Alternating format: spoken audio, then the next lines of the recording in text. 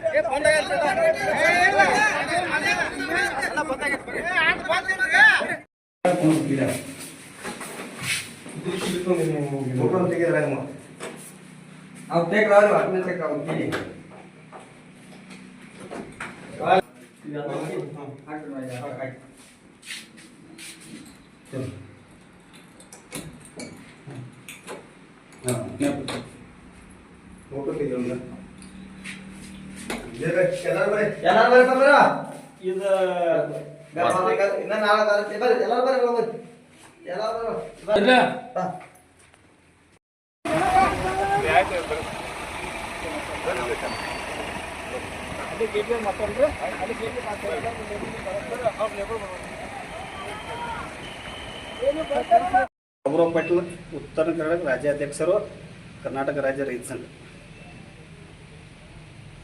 ರೈತರ ಬಾಕಿ ಇಟ್ಕೊಂಡು ಇದು ತೋಟನಿ ಪಗಾರ ಇಟ್ಕೊಂಡಾರ ಒಂದೊಂದು ತಿಂಗಳು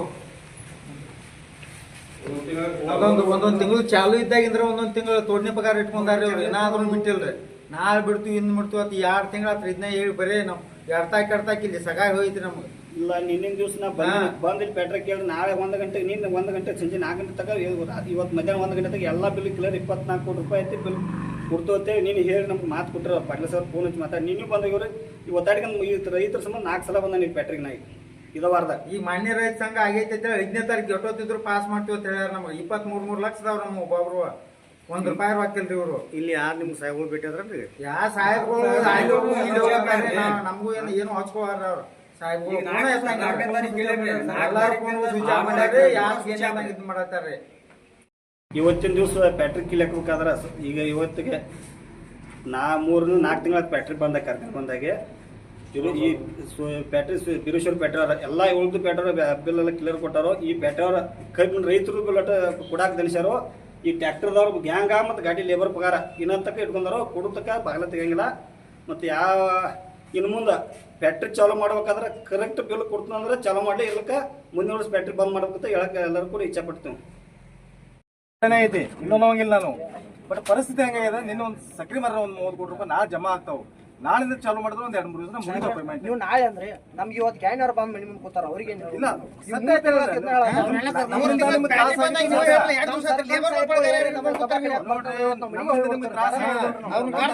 ಸರ್ಕಲ್ ಸಾಹೇಬ್ ಒಂದ್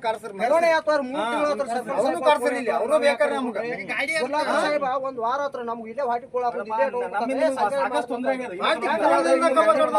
ಹೆಂಗ ಏನ್ ಮಾಡಿ ಅವ್ರ ಕಬ್ಬ ಕಡೆ ಬರ್ತಂದ್ರೆ ನಾವು 3 ದಿವಸ ಬಿಟ್ಟು ಹೇಳ್ರಿ ಸರ್ ಅವ್ರಿಗೆ ಹೇಳ್ರಿ ನಿಮ್ಗೆ ಮಾಲಕರಿಗೆ ನಿಮ್ ಲೇಬರ ನಾವು ರೈತರ ಎಲ್ಲಾರು ಕೂಡ ಗೇಟ್ ಕೂತಾರೋ ಬಿಲ್ ಕೊಡೋರಿಗೆ ಹೋಗಿಲ್ರಿ